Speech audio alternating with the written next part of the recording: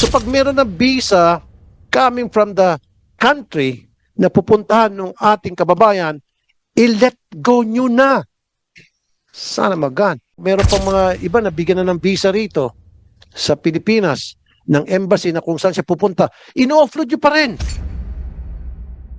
I'm passing a bill also na hopefully makalusot to na wala ng travel tax. Lahat ng mga nasa economy, zero tax, travel tax. What's up, everybody? It's D at Do Not Know Everything. So, if you're new here, this channel is about yapping through the real issues honestly, directly, and without pretending everything's fine when it clearly isn't. And today we're talking about something that's been quietly affecting Filipinos for years, but only now is finally getting serious attention. Philippine immigration, offloading, and what Senator Raffy Tulfo exposed in the Senate. Travel. So if you've ever booked a flight, if you've ever worried about being questioned at immigration, or if you've ever been offloaded, this conversation is for you. Welcome back to my channel. Let's really break this down in plain language, because a lot of people outside the Philippines and even some Filipinos don't understand how bad this actually feels in real life. Because right now, there are Filipinos who prepare everything exactly the way they're told to. They save money for months and sometimes years. And when I say offloaded, I don't mean you forgot a document or showed a fake papers. I mean this. You already paid for your flight, booked your hotel, filed your leave at work, got approved for a visa. You literally prepared every document immigration itself requires. So you didn't sneak anything, you didn't lie, you literally followed the rules. And here's more. You line up, you reach the counter. Your passport gets scanned. You're told to step aside, questioned, and you're made to wait. So, at first, you think probably this is just normal. Maybe they're just double checking something. But then 10 minutes becomes 30, 30 becomes almost an hour. You start watching the boarding time get closer and closer, and nobody is really telling you what's happening, right? And then eventually, you're told you're not allowed to leave. It's very frustrating. No written explanation, no document stating why, no court order, you know? Just decision made. And your flight leaves without you. And here's the worst part. Your money doesn't get offloaded with you. Your ticket is still paid for. Your hotel is still booked. Your plans are still charged to your card. You're the only one who didn't get to go. And this isn't some isolated incident. This has been happening for years, imagine. And people talk about it quietly online, in group chats, in Facebook comments. Because when it happens to you, you realize how powerless you actually are in that moment. And to be honest, it happens a lot to solo travelers, OFWs. It happens to first time travelers, to people who don't fit a certain image of what an international traveler is supposed to look like. Stupid, right? And every time immigration is asked about it, the answer is always the same: anti trafficking. Anti trafficking. It's not real, this is fake. And yes, I know. Anti trafficking is important. Nobody is denying that. But the way this is being done doesn't feel like a system. It feels like improvisation. And yes, let's be clear. Anti-trafficking is important. It is important. But the way this is being done, it's not systematic, it's not consistent, and it's definitely not fair. The reason this issue keeps coming back and the reason people are so frustrated is because of how it makes you feel when it happens. The moment you're pulled aside, the tone changes. Suddenly, Suddenly, you're not a traveler anymore. You're treated like someone who needs to explain themselves, defend themselves, and prove that they're not doing anything wrong, even when you already did everything right. There's no sense that you're innocent until proven otherwise. It feels more like the opposite, like you're already suspicious, and now it's on you to convince someone in authority that you deserve to leave your own country. Ridiculous. And the core of the problem really comes down to discretion, to be honest.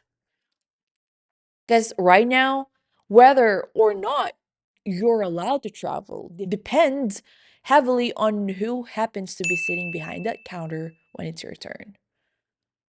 Not a clear, objective checklist, not on a standardized rule that's applied equally to everyone. It depends on how confident you look when you speak. It depends on whether your story matches what that particular officer expects to hear. Not on a clear rule book, just feelings that I feel like bullshit. Two people can show the exact same documents, have the same destination, and the same purpose of travel, and still walk away with two completely different outcomes. One gets stamped and waved through, the other gets questioned, delayed, and eventually offloaded. And that's where people start to feel like this isn't about security anymore, you know? It feels personal, it feels arbitrary, and it feels unfair. If you don't look confident enough, if your job title doesn't sound impressive enough, or if your story doesn't match what they think is acceptable, you're offloaded. Okay. So, what Mr. Raffy Tulfo did in the Senate? Mr. Raffy Tulfo enters the picture, you know. And whether you like him or not, I don't give a. Whether you agree with his style or not, you can't deny one thing. He brought this issue where it couldn't be ignored anymore, straight to the Senate. He filed the Senate Bill number 1657, known as the Passenger Protection and Reimbursement for Deferred Departures Act. And the heart of that bill is actually very simple, you know. If a Filipino is prevented from leaving the country without a valid legal reason and without a court order, then that Filipino should not be the one suffering all the financial loss. And it's fair, fair or square. That's really great to hear. Because right now, that's exactly what happens. The airline tickets are often non refundable, hotels are paid in advance, tours, transfers, and even visas cost money. And when immigration decides to stop you at the last minute, you absorb 100% of the loss. No accountability, no compensation, right? Well, Mr. Raffy Tulfo called that out directly. He didn't dress it up. No bluff, to be honest. I watched the whole thing. He didn't make it complicated. He pointed out that if the government is going to stop someone from traveling, then the government also needs to take responsibility for the consequences of that decision. Simple. During the Senate hearing, Mr. Raffy Tulfo said a few lines that didn't just trend because they were harsh, but because they put in words something a lot of Filipinos have been quietly feeling for a long time. So, when he looked at the Bureau of Immigration and said, mas matindi pa kayo sa US immigration, people immediately reacted, and I did too. And the reason That line landed so hard is because everyone understands the comparison. When you think about US immigration, you think strict rules, long interviews, background checks, denied visas, and zero tolerance for bullshit. So it's globally known as one of the toughest immigration systems in the world. People prepare months, sometimes years, just to get approved, right? So when a Philippine senator says that it's sometimes harder for Filipinos to leave their own country than it is to enter the United States, that's not just an insult, to be honest. That's an embarrassment. Because think about how backward that sounds. You're not trying to sneak into another country. You're not violating any law. You're not overstaying anything. You're just trying to board a fucking plane. And yet, the experience feels worse, heavier, more stressful, and more unpredictable than facing immigration abroad, to be honest. That's why people nodded when he said it. Very relatable and very true. Not because they hate the country, but because they've felt that pressure themselves standing at that counter, hoping nothing goes wrong, hoping they can go through. Then Tulfo followed up with a line that really stuck a nerve. Let's watch this clip. In fact, meron pang mga iba na bigyan na ng visa rito sa Pilipinas ng embassy na kung saan siya pupunta. Ino-offload nyo pa rin. Totoo yan. Nabigyan na nga ng visa dito sa Pilipinas ng embassy na pupuntahan niya. And yet, pagdating sa immigration, dahil nautal-utal lang yung in-interview ninyo, siguro masyadong kayo, mas ano pa kayo sa immigration sa US, mas matindi pa kayo mag-interview, na kinabahan, in-offload nyo na. So pag meron ng visa coming from the country na pupuntahan ng ating kababayan, i-let go nyo na. Sana magan. Totoo yan. Now, that statement wasn't just frustration, it was logic. Because a visa is not something you casually get, it's not handed out for free. It usually means you submitted documents, explained your purpose of travel, showed proof of funds, and went through background checks, right? Meaning another country already took the time to assess you and decided that you're allowed to enter, that you're good to go. So when someone already has a valid visa and is still stopped at Philippine immigration, people naturally start asking this question: what exactly is the standard here? If another country already reviewed this person and said yes, on what basis are we saying no? I genuinely want to know, to be honest. And that's where the frustration comes from. Because the decision doesn't feel rooted in a clear rule. It feels like it's based on suspicion, assumptions, or personal judgment. So, for a lot of Filipinos watching that hearing, those words didn't sound exaggerated at all. They sounded like what people say to their friends after getting offloaded, after missing a flight, after losing money, when they ask themselves what they could have done differently and still can't find an answer. That's why those lines spreads so fast online. Because they made people feel like finally someone in power was saying out loud what ordinary travelers have been experiencing for years. For years.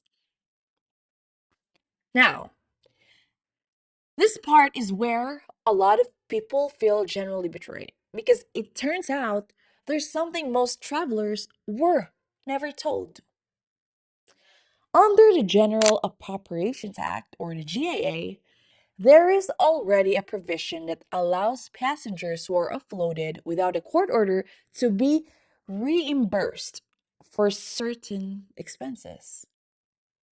That rule exists on paper. However, the problem is almost nobody knows about it, even myself. I personally don't know about it. Immigration doesn't explain it when someone is offloaded. There is no clear instruction on what to do next. There is no information that's saying, here's how you can file for reimbursement. You can try to contact this person. Here's the number and here's the email. No, they fucking look at you like a criminal and people just get sent home. And when you're sent home in the state, stressed, embarrassed, angry, you're not exactly in the mindset to start researching laws and budget provisions. So let me ask this, and I want viewers to really think about it. If you're offloaded before, did anyone in authority ever tell you that you had the right to seek reimbursement? Because for most people, the answer is no. And that silence matters.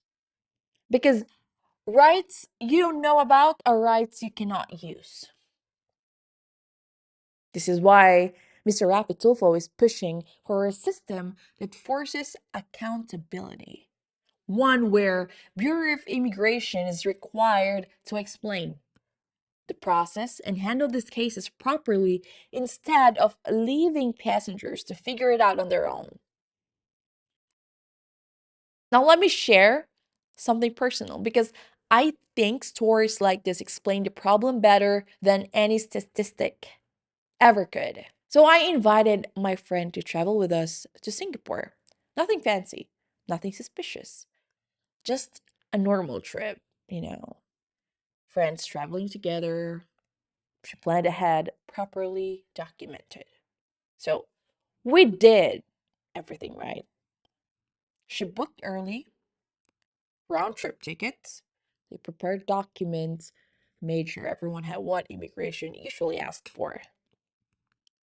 Now, so we arrive at the airport, line up, everything feels normal. And then we reach immigration. That when it happens. My friend gets pulled aside. At first, we weren't even worried about it. We thought maybe it was a random check. Maybe they just needed to verify something. But minutes started passing, almost an hour goes by. And during that time, the questions just kept coming to her. Like, they asked for photos of us together since high school. Imagine that, high school. Not recent photos, no travel photos, high school photos.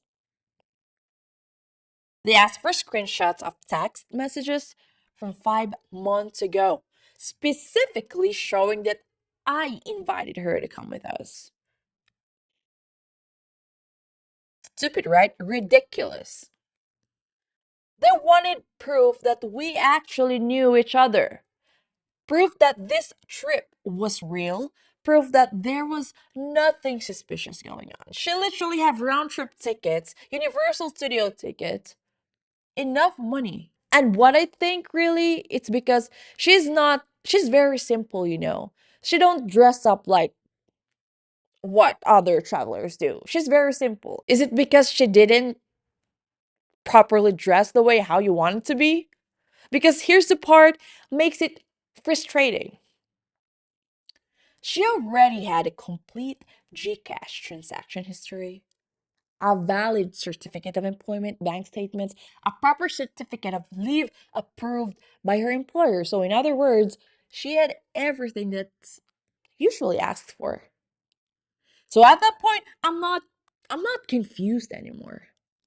I'm just stunned. And I remember thinking to myself, and I'm sure a lot of you have thought this too. What more do you want from a Filipino citizen who's just trying to travel? Why does it feel like you have to expose your entire life just to board a plane? Why does something as normal as traveling start to feel like an interrogation? And this is the part people don't talk about enough. the emotional impact. You know what I mean? Because while you're standing there, being questioned, being delayed, being judged, there's a quiet fear in the back of your mind. What if they don't let us go? What if the flight leaves? What if all the money we spent just disappears? That stress alone is already too much for someone who didn't do anything wrong. Kaya, Filipinos be like, mamaya na magpicture pag nakalagpas na sa immigration. Right? Now, let me be very clear here. Because this is always where people misunderstand the conversation. Immigration officers are very strict because of the trafficking and stuff. And anti-trafficking is important. Human trafficking is real. It's serious and it needs to be addressed. No one is denying that.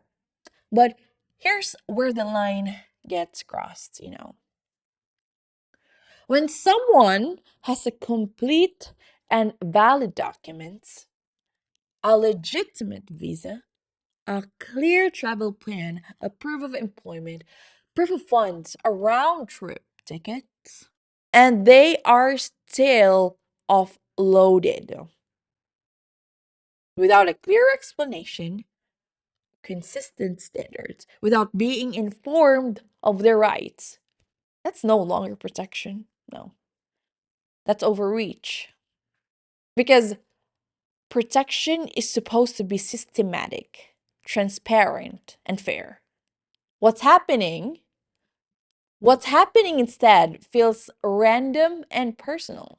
It feels like people are being judged based on how they look, how they speak, or how convincing their story sounds, not on whether they actually meet the requirements.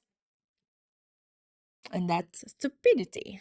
This is exactly why Raffy Tulfo called this out so strongly in the Senate. He wasn't saying anti-trafficking shouldn't exist. He was saying the way it's being implemented is harming the very people it's supposed to protect. Dalawa ng tao pumunta sa akin. Nakalimutan ko na basta may visa siya. And yet, dinecline pa rin. Di ba kabubuhan niya ng taga-immigration? Na-screen na siya dun sa embassy. That person was properly screened. Napakita na siya lahat ng mga dokumento na siya ay capable na magbiyahe, maging tourist. Pagdating sa immigration natin, dininay. Pag meron na visa, sir, wala na kayong maraming chechiboreche, okay, sir? So I don't want to hear anymore na yung nabigyan ng visa, kung ano man yung lugar, mga bansa na may mga visa, di ba?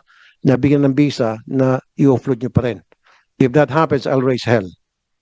Promise. Mark my words, sir. Okay, sir? Yes, Your Honor. Thank you, sir.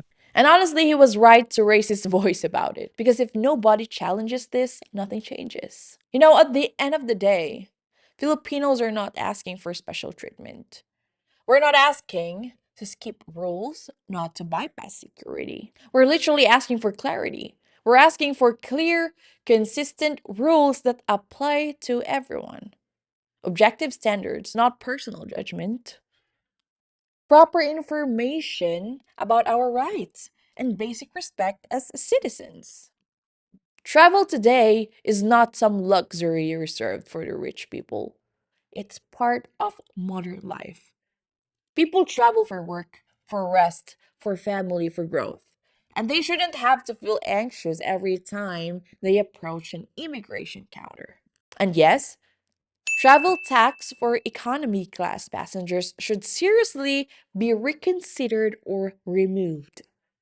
For many Filipinos, that extra cost already makes travel difficult enough.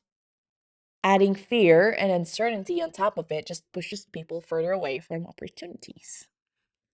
This issue has been ignored for far too long. People have complained quietly, shared stories, warned friends and family, but nothing really changed. Now, finally, it's being talked about in public, in the Senate, in a way that can't be brushed aside.